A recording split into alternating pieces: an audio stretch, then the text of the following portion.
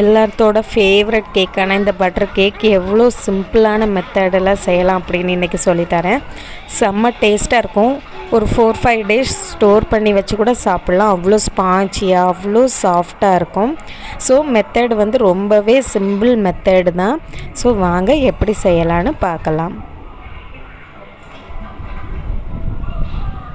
So first இது செய்கிறதுக்கு நம்ம 150 கிராம் பட்டர், அன்சால்டட் பட்டர் எடுத்துக்கணும். ஸோ ரூம் டெம்பரேச்சரில் இருக்கணும். ஸோ அதை இப்போ மிக்சிங் பவுலில் சேர்த்துட்டு எலக்ட்ரிக் பீட்ரு வச்சு ஒரு 2-3 நிமிஷம் நல்லாவே இந்த மாதிரி மிக்ஸ் பண்ணி விட்டுக்கோங்க. இதுதான் ஃபஸ்ட் ஸ்டெப்பு. இதை வந்து நல்லா மிக்ஸ் பண்ணி விடணும். ஸோ மிக்ஸ் பண்ணதுக்கப்புறமாட்டு 1/2 கப் அளவுக்கு பவுடர் பண்ண சுகர், சாதாரண சுகரை மிக்சியில் பவுடர் பண்ணி எடுத்துக்கோங்க. வேறு எந்த சுகருமே இல்லை. ஸோ இதை இப்போ நல்லாவே கலந்து விட்டுக்கலாம்.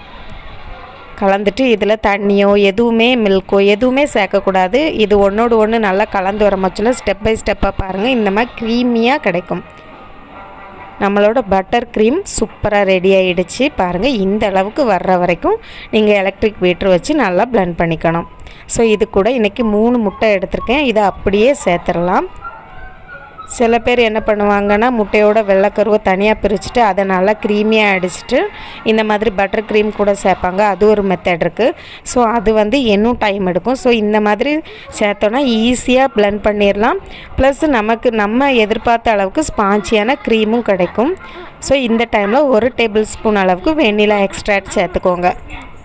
சேர்த்துட்டு இதை ஒரு 2-3 நிமிஷம் நல்லாவே பீட் பண்ணிக்கோங்க. இப்போ லைட்டாக திருன்னு இருந்த மாதிரி இருக்கும். ஒரு 10 நிமிஷம் கரெக்டாக பீட் பண்ணதுக்கு அப்புறமாட்டு நல்ல க்ரீமியாக கிடைக்கும். உங்களுக்கு பார்த்தாலே தெரியும். ஸோ பாருங்கள், இந்த மாதிரி நல்லா க்ரீமியாக வர்ற அளவுக்கு நல்லாவே பீட் பண்ணி எடுத்துக்கோங்க. இப்போ நம்ம ட்ரை இன்க்ரீடியன்ட்ஸை வந்து நல்லாவே அரைச்சிக்க போகிறோம். ஸோ 1 கப் அளவுக்கு மைதா மாவு சேர்த்துக்கோங்க. இது கூடவே 1/2 டீஸ்பூன் அளவுக்கு பேக்கிங் சோடா, 1 டீஸ்பூன் அளவுக்கு பேக்கிங் பவுடர் எல்லாம் சேர்த்துட்டு நல்லாவே அரைச்சி எடுத்துக்கோங்க.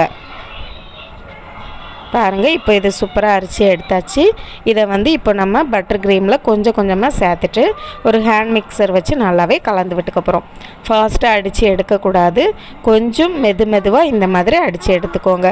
அப்படி செஞ்சால் தான் கேக் வந்து ரொம்பவே ஸ்பாஞ்சாகவும் ரொம்பவே சாஃப்டாகவும் வரும். ஸோ இந்த மாதிரி நல்லாவே கலந்து எடுத்துக்கோங்க. இன்னொன்று பேக்கிங் டைமு, அது வந்து ஓவர் பேக் பண்ணிங்கன்னா கண்டிப்பாக கல் போல் கேக் வர்றதுக்கு வாய்ப்புண்டு. ஸோ ஸ்பாஞ்சியாக கிடைக்காது. ஸோ பேக்கிங் டைமையும் நான் கரெக்டான மெஷர்மெண்ட்டில் கொடுத்து வச்சுருக்கேன். ஸோ அதை செக் பண்ணிட்டு அதே மாதிரி பேக் பண்ணி எடுத்துக்கோங்க. பாருங்கள், இப்போ நம்ம மாவெல்லாம் சேர்த்துட்டு நல்லாவே கலந்து விட்டாச்சு. இது கூடவே 1/4 கப் அளவுக்கு காய்ச்சி ஆற வைக்காத பால், அதாவது காய்க்காத பால் எடுத்திருக்கேன். ஸோ அதை சேர்த்துக்கலாம். 1 கப்புன்னு தெரியாமல் இதாகிடுச்சு. ஸோ 1 கப் கிடையாதுங்க, 1/4 கப் காய்க்காத பால் சேர்த்துட்டு இந்த மாதிரி கலந்துக்கோங்க. பாருங்கள், இந்த மாதிரி க்ரீமியாக தான் இருக்கணும். ஸோ இப்போ இது ரெடி ஆகிடுச்சு. இதை வந்து நம்ம பேக்கிங் ட்ரையில் சேர்த்துடலாம். ஸ்கொயர் டைப் ஆஃப் ட்ரை, உள்ளே வந்து ஆயில் இல்லை, பட்டர் தான் அப்ளை பண்ணணும். ஸோ எல்லா உரங்களையும் பட்டர் அப்ளை பண்ணிட்டு பட்டர் ஷீட் வச்சுட்டு அதுக்கு மேலே இந்த மாதிரி நம்ம மாவை வந்து உள்ளே சேர்த்துக்கலாம்.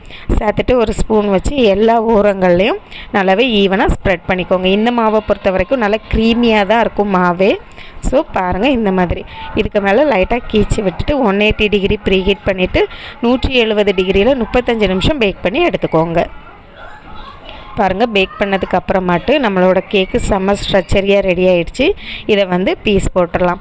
சில பேர் நினைப்பீங்க, என்னடா மேலே வித்தியாசமான கலரில் இருக்குது, உள்ள வித்தியாசமான கலரில் இருக்குதுன்னு. இதுதாங்க இந்த பட்டர் கேக்கோட ஸ்பெஷாலிட்டியே. மேலே வந்து இந்த மாதிரி நல்ல ஒரு ஹனி கலர்லேயும் உள்ளே வந்து எல்லோயிஷாக கிடைக்கும். ஸோ கேக்கு இந்த மாதிரி தான் வரும். இதுதான் கரெக்டான பக்குவம். இதே மாதிரி நான் கொடுத்துருக்க மெஷர்மெண்ட்டில் நீங்களும் செஞ்சு பாருங்கள். சூப்பர் உங்களுக்கும் கிடைக்கும். குழந்தைங்க பெரியவங்க எல்லாருமே விரும்பி சாப்பிடுவாங்க. அவ்வளோ டேஸ்ட்டாகவும் இருக்கும், அவ்வளோ ஸ்பாஞ்சியாக இருக்கும், சாப்பிட்றதுக்கு அவ்வளோ சாஃப்டாகவும் இருக்கும். உங்களுக்கு பார்த்தாலே தெரியும். பாருங்கள், சூப்பராக ரெடி ஆகிருக்குன்னு.